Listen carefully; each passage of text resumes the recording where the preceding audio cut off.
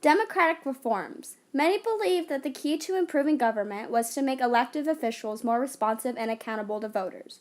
The referendum allowed citizens to vote on proposed laws directly without going to the legislature. The intentive permitted a group of citizens to introduce legislation and required the legislature to vote on the legislation. Both measurements, referendum legislation, empowered public interest groups to speed change. Senator Robert E. Wengler and Assemblyman Alfred E. Smith were politicians who were actually responsible for the leading to push for effective labor legislation. Health and Safety Codes. Factory Inspection Act. This act was created in the spring of 1893 in Illinois and made it mandatory for factories to be inspected to ensure that miners were not working the machines.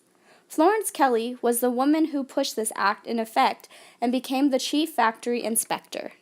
Pure Food and Drug Act. The Pure Food and Drug Act was made on June 23, 1906. This act prohibits the release of food/drinks that are contaminated with unhealthy substances or have false labeling on them.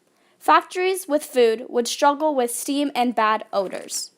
The book The Jungle, written by Upton Sinclair, exploded the meat packing factory in Chicago for what they truly were: unsanitary, bacteria-filled factories that contaminated the food. The FDA was created on June 30, 1906. The administration was created for one reason: to protect American citizens. The FDA stands for Food and Drug Administration. United States Department of Labor was signed on March 4, 1913 by President William Howard Taft.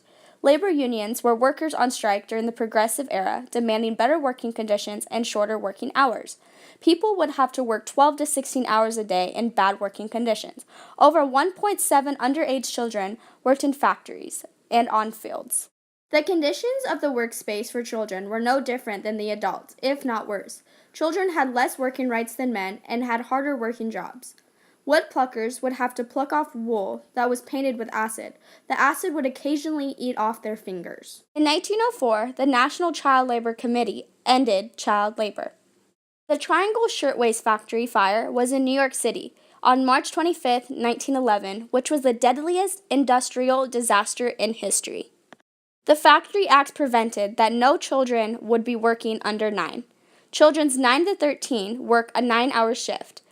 Children 13 to 18 would work a 12-hour shift, and children cannot work at night. And each day, the children would be able to go to school for 2 hours a day.